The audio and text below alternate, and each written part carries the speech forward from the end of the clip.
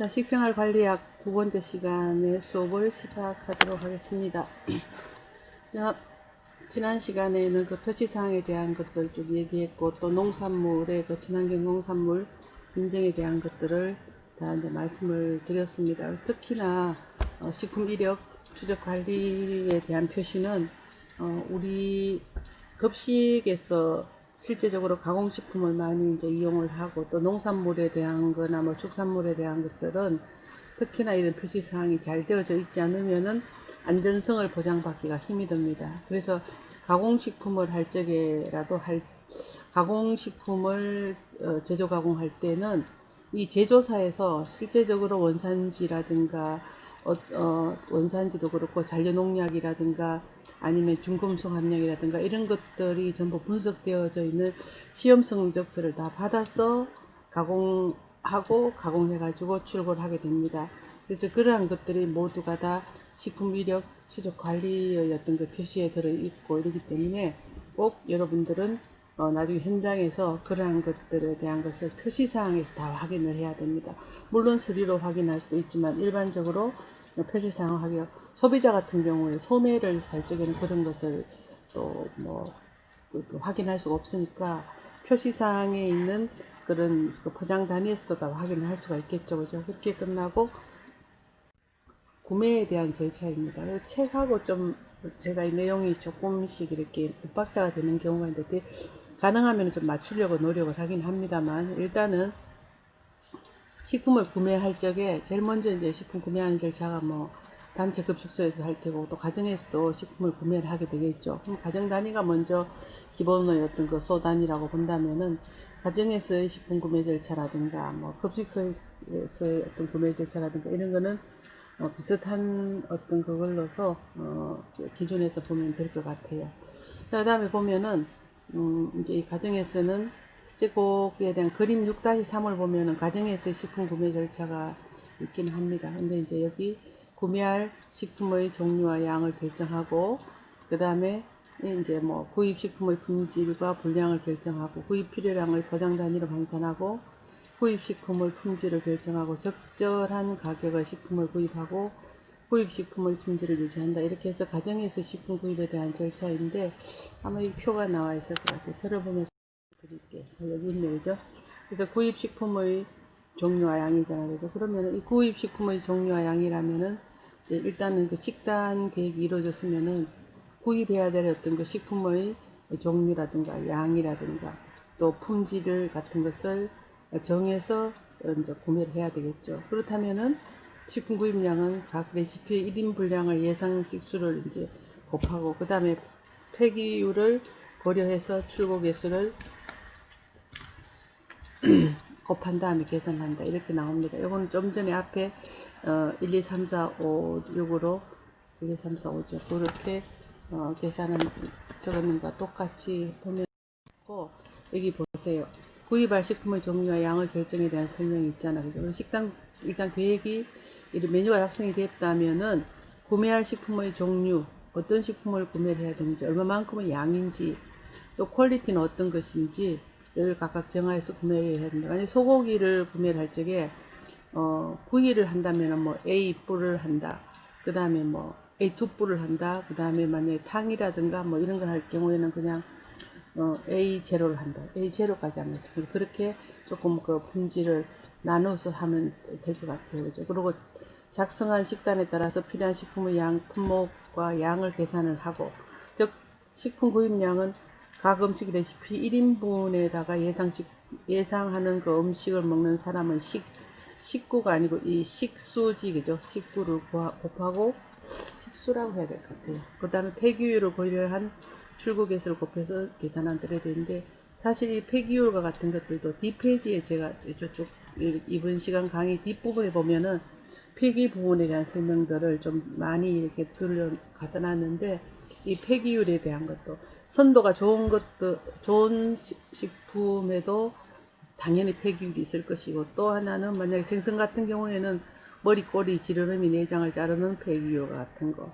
그런 것도 있을 테고, 또 아니면은 조금 이렇게 선도가 떨어져서 또 많이 버려지는 야채와 같은 것들, 이런 것들 다 뭐 있겠지만, 주로 여기서의 폐기율이라는 것은 선도가 좋지만, 예를 들어 수박과 같은 경우에는 잘라내는 부분이 뭐 절반이 된다든가 이런 폐기율이 될 것이고, 쌀과 같은 경우는 그 폐기율 없이 그냥 그대로 다 쓰는 것이 되고, 그래서 출고 개수를 곱해서 계산을 하게끔 이 식품의 종류와 양을 결정한다는 얘기입니다. 그 다음에 보면은 여기 있죠. 식품별 폐기율과 가식부율 및 출고 개수, 이렇게 해서 고구마 같은 경우에 폐기율은 10%입니다. 버려지는 게 10%고 먹는 게 90%고, 그럼 출고 개수는 10 나누기 90을 하면 1.11이 되겠고, 그 다음에 여기도 감자는 잠깐만 출고 개수에 대한 것을, 출고 개수는요 100 나누기 100 빼기 폐기율입니다. 뒤에 나옵니다.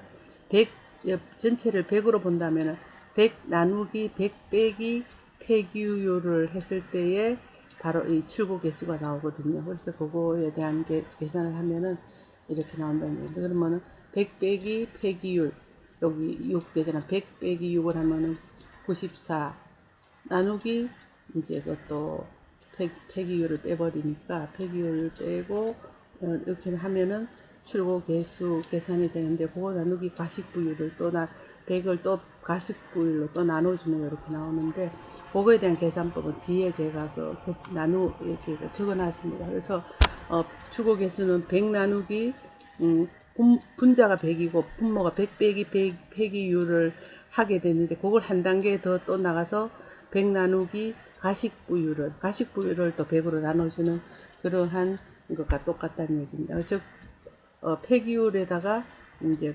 폐기율 100 빼기 폐기율, 그 다음에 나누기, 이렇게 해서 출고 개수가 계산이 되어집니다.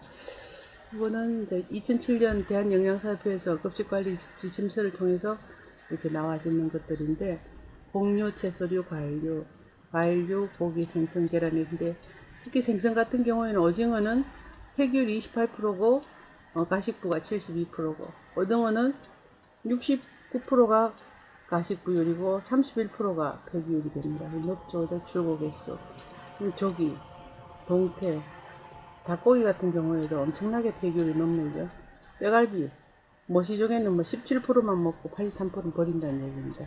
이러한 가식부율하고 폐기율을 같이 감안해서 출고 개수를 정하게 되고, 수박도 보면은 58%를 먹고 42%를 버리게 되고, 오이, 호박, 배추 이런 거는 뭐 92%를 가식부율로 잡고 배추를 8% 잡습니다. 이러면 100 빼기 8 하면은 92가 되겠고, 그럼 100 나누기 92를 하면은 이렇게 되나요? 100 나누기 91을 하면 이렇게 되는 거 한번 계산을 해보면 될 것 같아요. 넘어가겠습니다. 그 다음에 두 번째로는 구입식품의 품질과 분량을 결정을 하는데, 구입식품의 품질과 분량은 식단의 내용에 따라서 결정되는데, 가정에서의 식품 구입량, 구입 시기와 종류는 식생활 관리자의 시간과 노력에 따라서 달라질 수가 있다. 식생활 관리자의 중요 관리 요인이 시간이라면 편의식품을 선택하고, 식비 절약이 중요하다면 가공되지 않은 식품을 구입하는 것도 좋고, 식생활 관리자가 시간이 걸리더라도 정확한 식품 구입량과 구입 시기, 식품의 종류를 자극하여 계획을 해준다면 식품의 구입이라든가 조리 시간을 절약할 수 있다는 이러한 것을 우리가 예측을 할 수가 있겠고, 그리고 가정에서 식품을 구입할 때는 실제적으로 지금 같이 뭐 현대인 어떤 주부들이 바깥 활동, 사회 활동 하는 사람 같은 경우에는 가공식품을 선택을 하겠지만, 그냥 전업주부라면은 이런 가공되지 않은 식품을 가지고 뭐 시간이 걸리더라도 다듬고 뭐 조리하고, 그 다음에 소분해서 넣어뒀다가 이렇게 필요할 때 먹는다든가, 또 아니면은 구입 시기를 제철식품을 가지고 뭐 이렇게 저장식품을 만들어 놨다가 먹는다든가, 얼마든지 이렇게 할 수 있기 때문에 조금은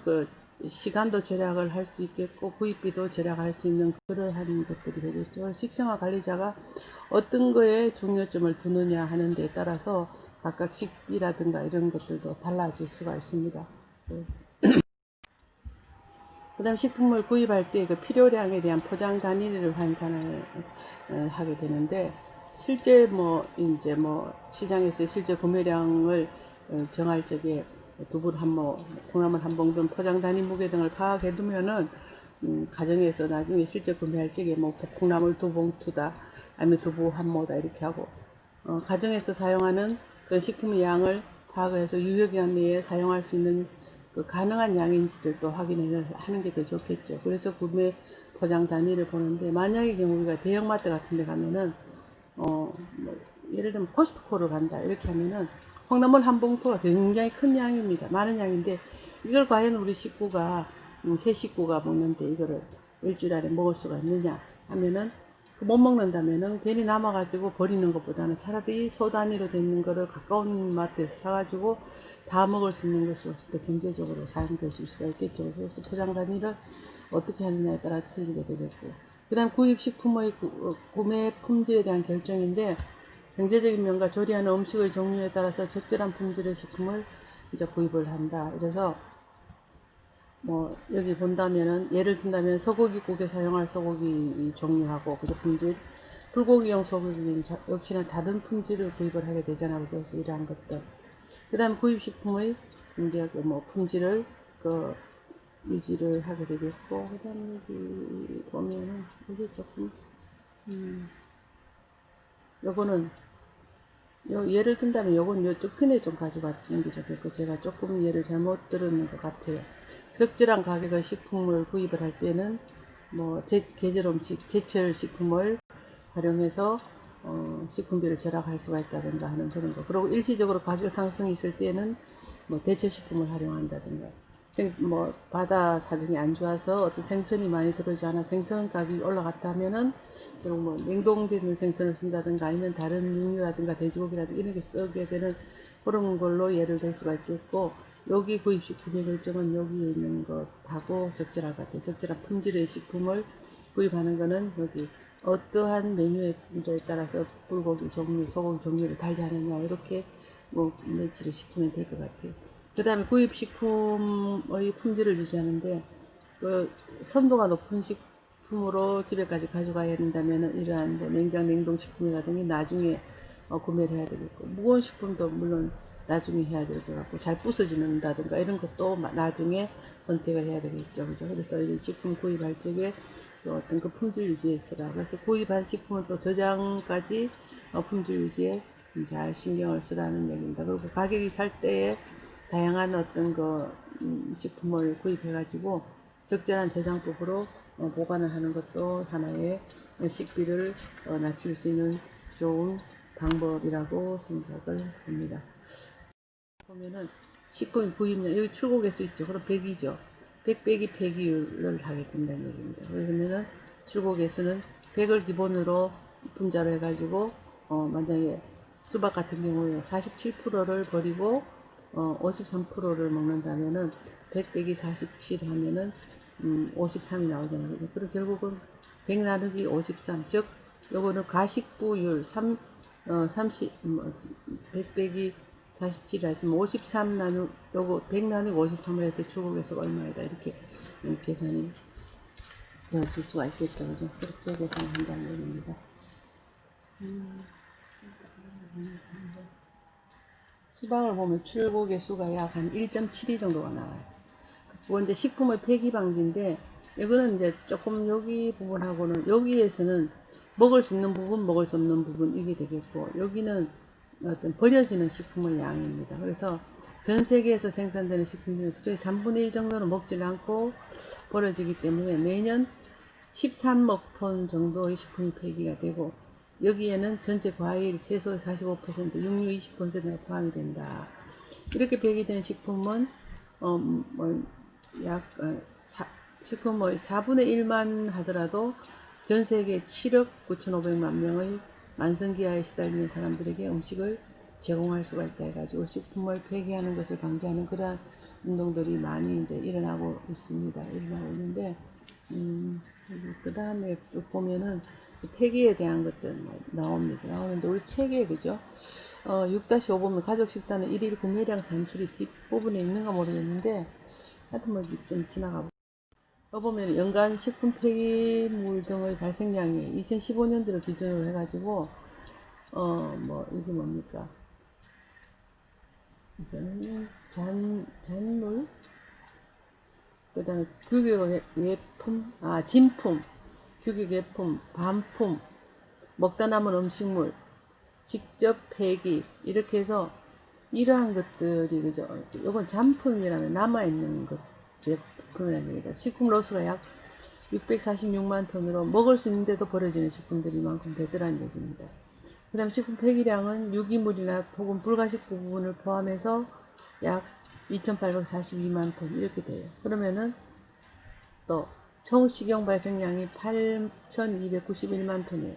이건 일본 국내 시장에 유통된 식량의 양입니다. 그래서 이만큼이나 이제 폐기가 된다는 얘기가 되겠죠. 그 다음에 음식물 쓰레기를 구성할 때에 유통이나 조리 과정 중에 버려지는 쓰레기가 57%가 되겠고, 그 다음에 먹고 남은 음식물은 약 30%, 보관하고 폐기되는 식재료가 9%, 실컷 보관을 했다가 상해가지고 버려지는 것들, 먹지 않은 음식물, 아예 먹지도 않은 게 4%, 이렇게 해서 음식물 쓰레기가 구성이 되고, 그 다음에 발생 원인을 본다면 가정이라든가 소형 음식점에서 70% 정도, 유통단계 4%, 집단급식소에서 약 10%, 대형 음식점에서 16%, 이렇게 해서 발생 원인별로 본다면은 연간 식품 폐기물량이 이렇게 되더라는 얘기입니다. 그래서 한번 보시고, 그 다음에 이제 롯데마트 예를 들었는데 신선한 식품 폐기량이에요. 이게 2015년도고 2014년인데 14년보다 15년도가 훨씬 더 또 많이 폐기를 했네요. 그죠? 거의 뭐 1.8배, 2배는 안 되더라도 1.9배 정도. 롯데마트 신선식품 매출이 증감되는 거에 대한 건데 전년도 동기 대비예요. 2014년도하고 15년도 이래 보면은 신선식품 전체가 이제 이렇게 되어져 가고 있는데, 과일, 채소, 한우, 돼지고기 이래서 폐기되어지는 것도 보면 이렇게 많습니다. 그러면은 여기 지금 신선식품 전체에서 이렇게 요거 2015년도 이만큼 폐기되고, 과일에서는 이만큼 폐기되고, 채소에서, 한우에서, 돼지고기에서 폐기되어지는 일들이에요. 이게 뭐 여기서는 이제 낮추려고 많이 애를 쓰는데 이거는 아마 롯데마트의 자료인 것 같습니다. 그 다음에 롯데에서는 꼭 환경을 살리자, 그러니까 필환경 프로젝트 3대 과제에서 플라스틱 선순환 체계를 구축하기 위해서 그룹 내 재활용 플라스틱, 뭐 리터너블, R이니까 리터너블, 리유스블, 리유스, 뭐 리터너블, 리유스, 리사이클이 다 들어갈 거야 아마. 팩터, PET, 폴리에틸렌 텔레프탈레이트 이렇게 됩니다. 사용 비중 20%를 확대를 해라. 재활용 확대해라. 친환경 패키징 확대를 해서 유통사의 친환경 포장 비율을 50%로 확대를 해라. 식품 폐기량이 을 감축시키는데 그룹 내 식품 폐기물을 30% 이상 감축을 시켜라. 롯데 주주회사에서 이렇게 많이 폐기가 되니까 하나의 이러한 버려지는 것들에 대해서 감축을 시키라는 그런 지침이 내려온 것 같아요. 그 다음에 보면은 롯데그룹 5R이 실천 모델입니다. 리듀스, 원천적으로 감소해라. 리플레이서, 재배치를 하라. 리디자인, 새로 디자인하고, 리유스, 재사용하고, 리사이클, 다시 같은 거 다시 들어오게끔 리사이클을 이렇게 해서, 알리 5단계가 생산, 사용, 재활용 이렇게 해서, 이렇게 다시 재활용해서 다시 회수를 해서 또 생산하고 사용하고 재활용하고 이런 ORE 실천 모델입니다. 계열사에서는 포장재 사용량을 첫째 원천적으로 감량을 하고, 포장재를 경량화하고 박격화, 얇게 만들어라. 그리고 식품 폐기물을 저감화시켜라는 겁니다. 리플레이스, 친환경 재료로 대체를 하고, 재활용 PET 생산해서 바이오매스, 생분해성 소재, 잘 친환경적으로 분해되어 가지고 없어지는 것, 종이 포장을 확대시키고 친환경 건축자재 등을 사용해서 친환경 재료로 대체하는 리플레이스를 하라. 리디자인, 무색, 무라벨 팩트. 만약에 라벨에 색깔이 있으면 이건 다시 재활용하기가 힘드니까 에코절신선이라든가 에코탭을 사용해서 다시 디자인해서 사용할 수 있도록, 다시 회수해서 사용할 수 있도록 하라는 얘기입니다.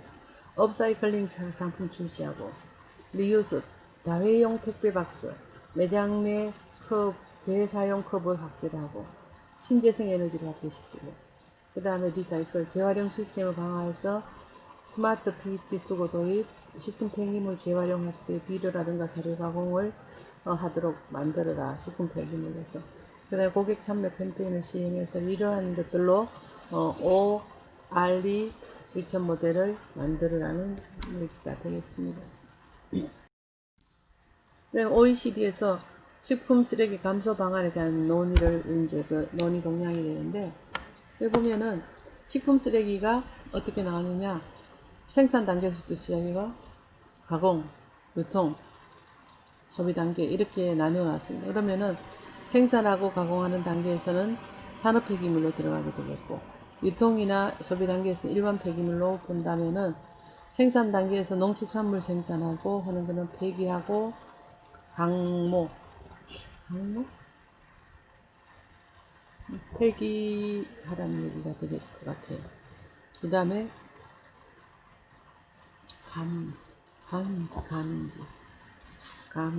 감소인가요? 폐기하고 감소 생산 단계에서 감소하고, 그 다음에 가공 단계는 식품 제조 가공 단계에서는 동물성 잔재와 같은 것들은 산업 폐기물로 나간다. 그 다음에 식품 유통 단계에 있어서는 식품 폐기물이 사업장계로 이제 나가게 되겠고, 소비 단계에서는 가정이나 외식에서는 조리 식품 폐기물에서 사업장이나 생활 쓰레기로 나가는데, 생활 쓰레기로 나간다는 거죠. 일반 폐기물. 이렇게 이제 음식물 쓰레기 감소 방안에 대한 논의들이 많이 일어나죠. 왜냐하면 음식물 쓰레기 너무 많으니까. 그 다음에 여기 보면 유통기한 대신에 소비기한을 도입하는 경우에 식품 폐기 비용이 폐기비용인데 3억 2천억 원이 절감한 효과가 있더라고요. 여기는 원래 6월 24일에 사실 실제적으로 이제 도입된 것들인데, 이거는 뭐 이 사람이 이제 그래픽을 했어요. 그리고 유통기한과 소비기한에서 이게 아마 뭐 식량안보재단인가 거기서 발표했는 것들인 것 같은데, 이 유통기한의 의미는 상품이 시중에 유통될 수 있는 기간을 얘기하고, 소비기한은 소비자가 소비하는데 섭취할 수 있는, 소비나 섭취할 수 있는 기한을 둔다. 이 유통기한하고 소비기한은 일치가 되지가 않겠죠, 그죠? 그리고 기간은 안전하게 섭취할 수 있는 기간은 60~70% 정도를 유통기한으로 잡는다면은, 이거는 80~90%로 한 20% 정도 증가를 시키고, 또 품질 유지 기간과 유통기한도 차이가 있었죠. 품질 유지 기간은 그 품질을 계속적으로 유지할 수 있는 기한을 잡아가지고, 뭐 장류라든가 이런 것들은 품질 유지 기한으로 잡았죠. 그 다음에 이 사례는 우유의 유통기한을 14일 전후로 하다가 우유의 소비기한을 18일 전후로 바꾼다든가. 소비기한을 도입해서 추진하는 이유가 뭔가 했더니, 냉장 등 유통 시스템이 발달하고 식품의 안전에 대한 우려가 낮았대요. 왜냐하면 안전 시스템을 많이 강화를 하기 때문에. 그래서 멸종한 제품을 유통기한이 지났다는 이유로 폐기를 한다든가, 반품되는 사회적 비용을 줄이려는 그런 의도에서 실제 유통기한과 소비기간을 두자, 이렇게 이제 지금 추진을 하고 있고, 실제 여기는 또 뭐 소비기한을 이렇게 접어놨다는 얘기가 되겠는 거죠.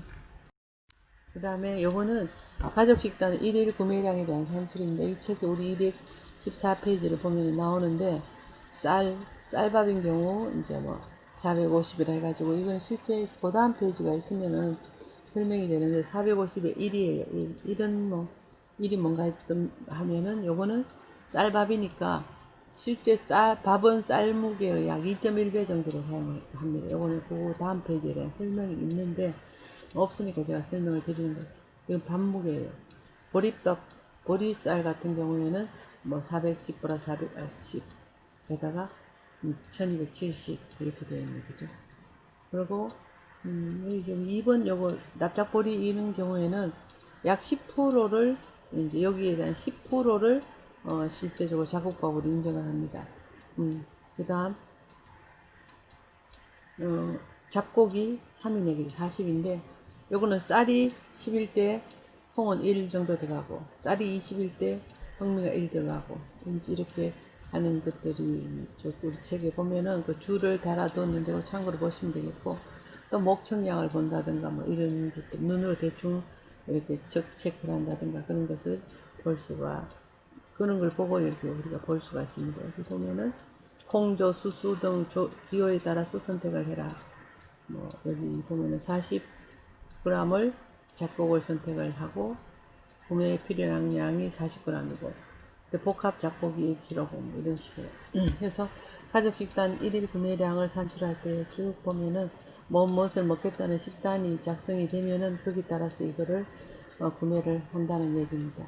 그래도 우리 책에 또 보면은요, 이제 뭐 간장이라든가 뭐 고춧가루, 고추장 이런 그런 것들은 뭐 양념 재고로 쓰기 때문에 구매량에는 산출하지 않고, 그 다음에 뭐 2010년부터 시작해가지고 대체로 이제 배추김치와 같은 것들을 뭐 사라졌더라 이렇게 해서 금각 배추 뭐 나오기도 하고 한데 그거는 여러분 책이 있으면 한번 읽어보시면 참고가 될 것 같아요. 그래서 아마 이번 시간에는 여기까지가 수업 내용인 것 같아요. 자, 수고 많으셨습니다.